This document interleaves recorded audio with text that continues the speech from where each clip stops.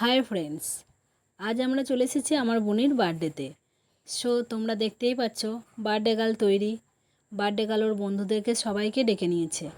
আমার মেয়েও বার্থডে গার্লের পাশেই বসে আছে। আর আমার দিদির মেয়ে আছে সালমা। ওরা দুজনে যারা টিকটক করে, তোমরা আগেই দেখেছো ওদের দুজনকে মোবাইলে। এই যে এদিকে ওর মাও ছবি তুলতে ব্যস্ত, আমার দিদিও ছবি তুলতে ব্যস্ত।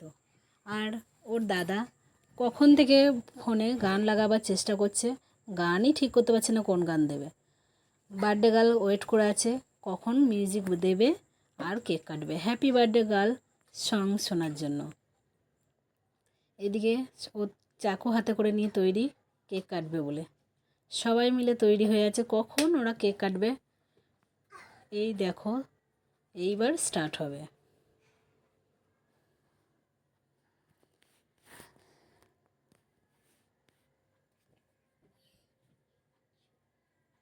আমার মেয়েও খুব খুশি, বার্থডেতে কখন থেকে সেজেগুজে বসে আছে। আমি আসবো, তারপর আমার মেয়েকে বার্থডে গার্লের কাছে নিয়ে যাব, সেই জন্য কখন থেকে সেজেগুজে ওয়েট করেছিল। এই যে কেক কাটতে শুরু করে দিয়েছে, সবাই মিলে হ্যাপি বার্থডে বলতে লেগে গেছে।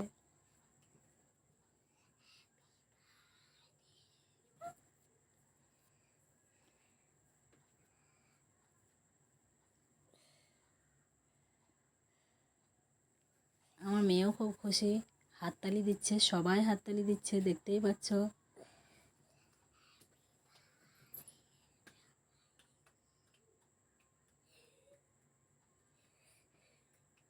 ওর মাকে খাইয়ে দিচ্ছে, তারপরে দেখবে বন্ধুরা ফ্রেন্ডসদেরকেও খাওয়াবে।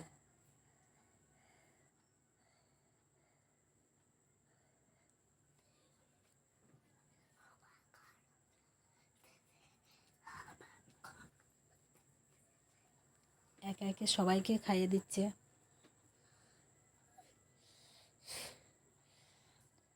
এটি বার্থডে গার্লের মা। আমাদের বার্থডে গার্ল হচ্ছে আফরিন সুলতানা।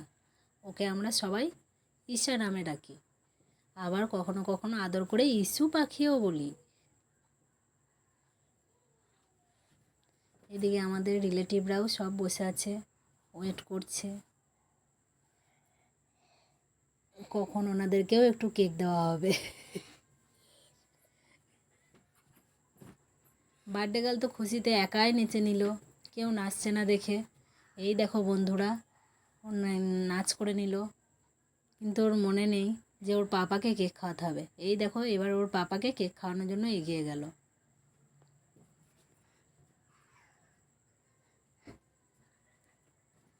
ওর ভাইকে খাওয়াচ্ছে।